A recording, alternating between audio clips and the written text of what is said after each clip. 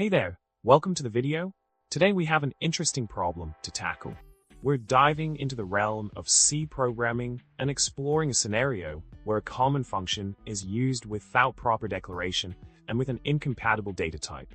Quite a classic problem in the world of programming, don't you think? Let's see how this unfolds. Now, let's get into the solution for the problem we just encountered. It's fascinating to note that the implicit declaration expected a double argument, not because of a generic implicit declaration, but because the name sin is reserved by C. The C standard reserves certain identifiers like sin for use in the standard library.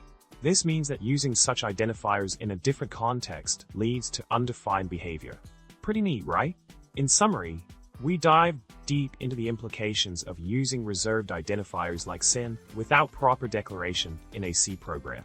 The C standard plays a crucial role in defining these reserved identifiers, ensuring a consistent behavior across different implementations.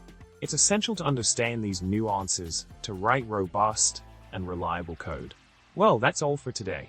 Remember to subscribe, like the video, and share your thoughts in the comments below. Until next time, happy coding!